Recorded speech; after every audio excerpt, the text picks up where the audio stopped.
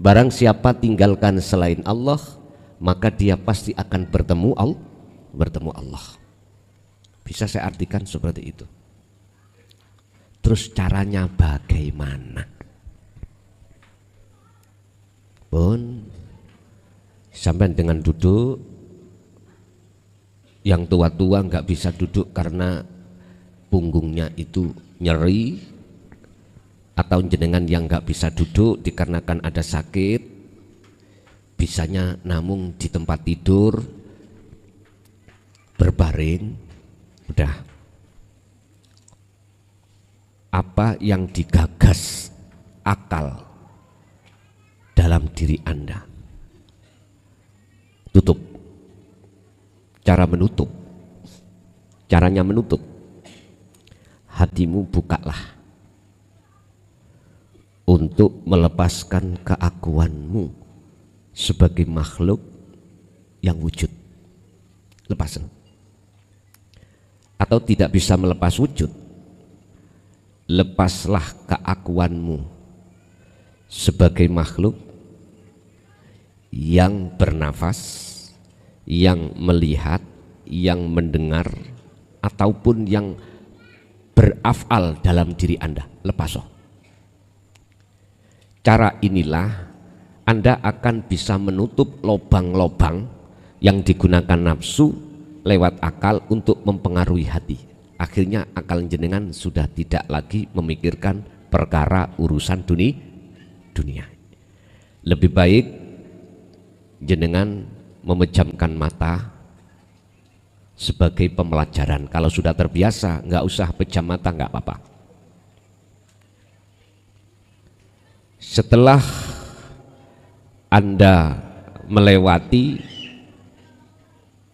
masuk di dalam alam kefanaan, alam peniadaan diri sebagai makhluk, maka Anda akan mengalami satu kejadian ruhaniyah Anda itu masuk dalam satu wilayah yang Anda itu goblok dadak. Tahu goblok dadak? Wilayah di mana jenengan ini sudah nggak sadar diri,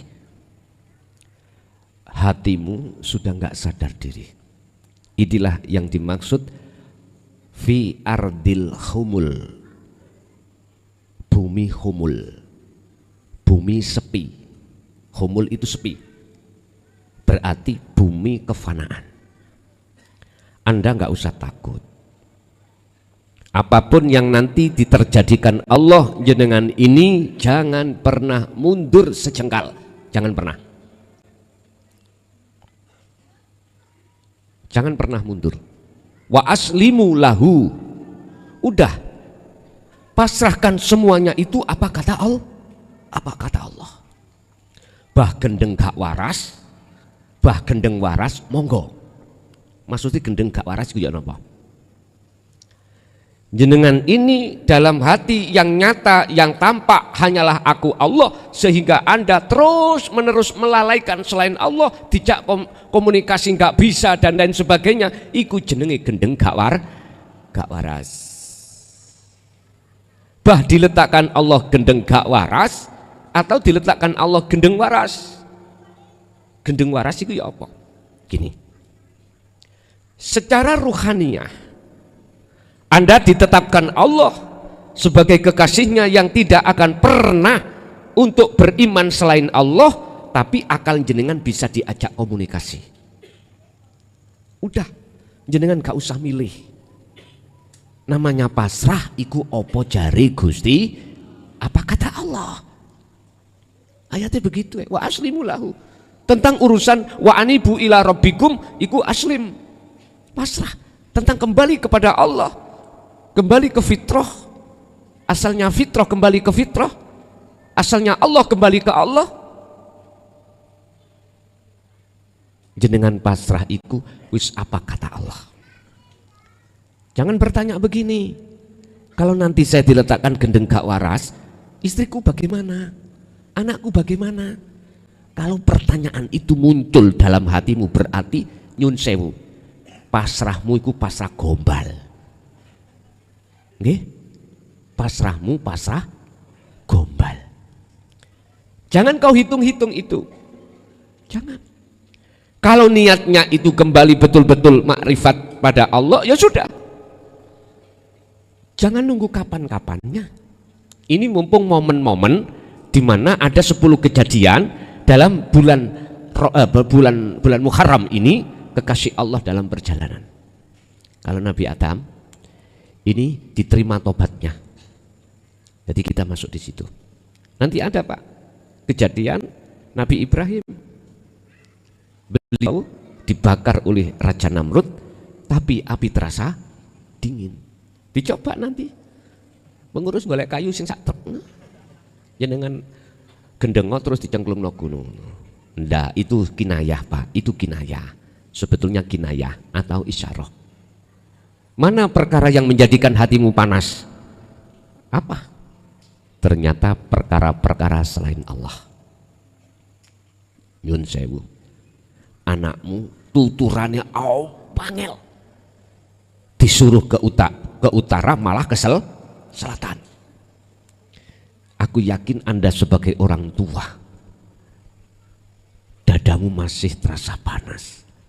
Kadang-kadang saking panasnya amarah muncul, anak itu kita kaplok.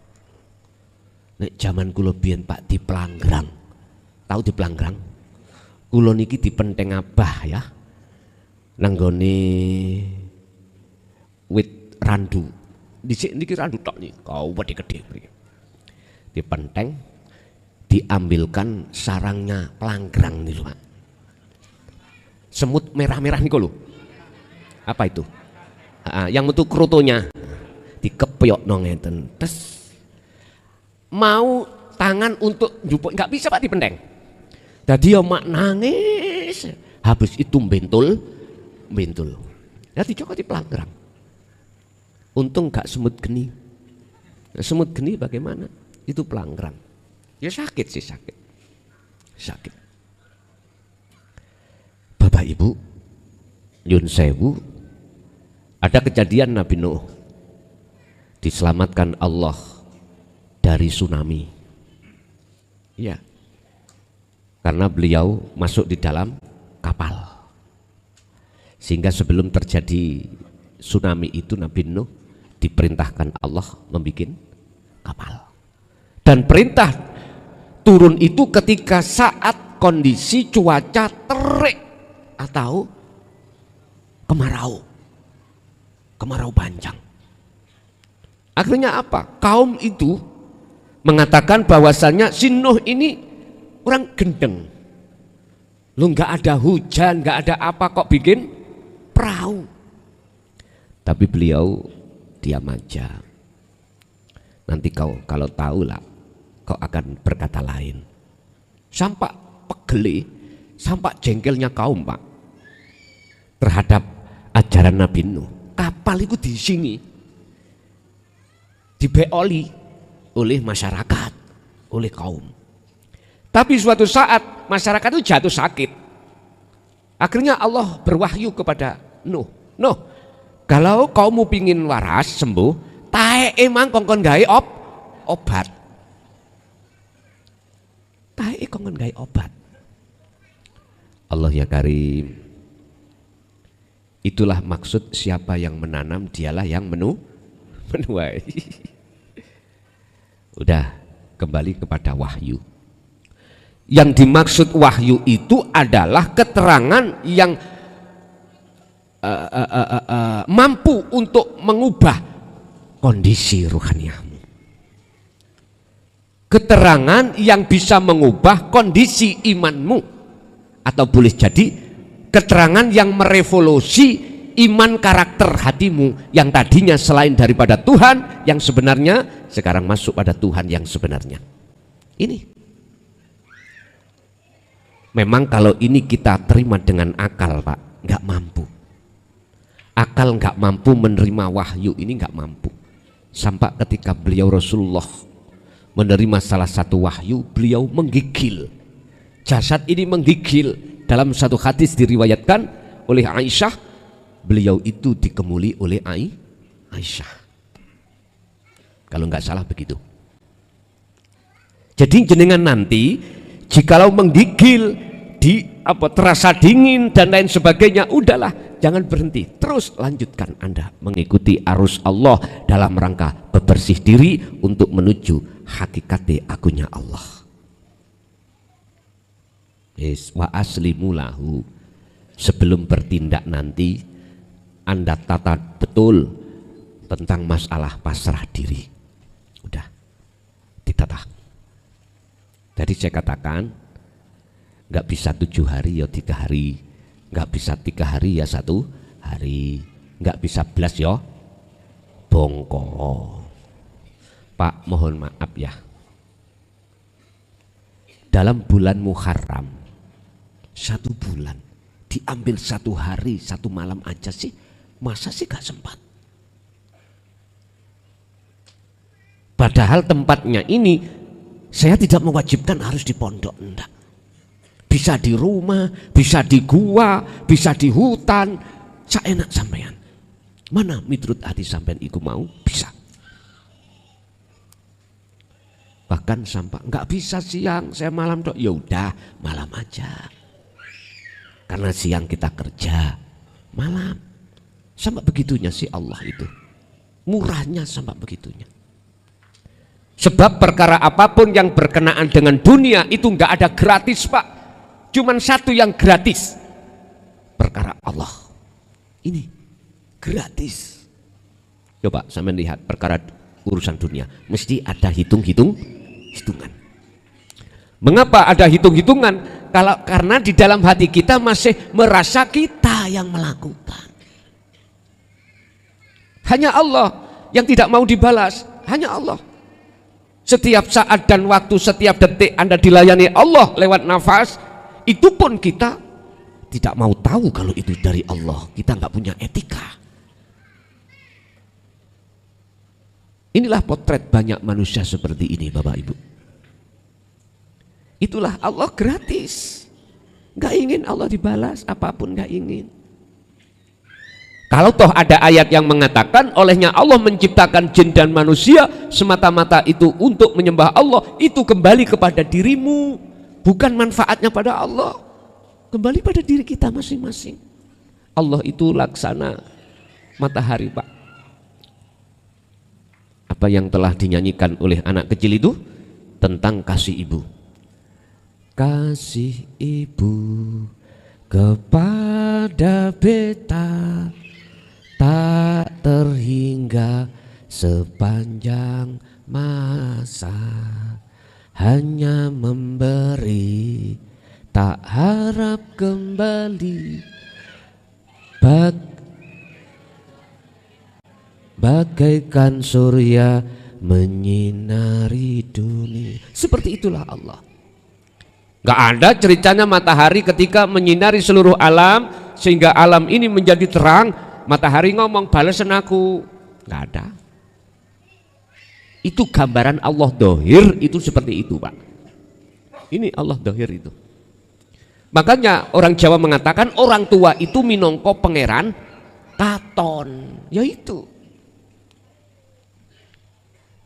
Makanya ini anak wong tua, kalau ada orang tua minta dibalas pada anak terus ngomong, "Ih jolono banyu susuku," misalnya, iku wong tuaku celuk, gak mengerti tauhid itu. Lah ada tak orang tua ngono ya? Saking pegelen delok anak, masya Allah Pak, kadang muncul kalimat, "Ih jolono banyu susuku." Padahal sing nyedot ya dudu anak tok, bapake ya melok nyedot. Iya. Nggih. Sampean, mohon maaf iki syariat ya. Sampean sudah wajar aku gak nyalahno. Sebagai suami kita kadang-kadang berhubungan intim, kita itu ya nyedot pentil. Hati-hati loh ya. Ojo sampak kok lek nek metu banyu susune. Nek sampak lek sampe dadi anake. Ojo temen loh. Rasane asin-asin ya apa ngoten lho. Tahu Gus sampean gelek lho. Terus bojo kula nek gak ngono gak marem. Wis gak apa-apa. Sing wis ndi bojo lho ya. Niki kan pendidikan seks niku kan ya penting, harus diajarkan juga biar nggak salah, ngeten loh. Pun belakrak untuk gunungnya apa itu, pun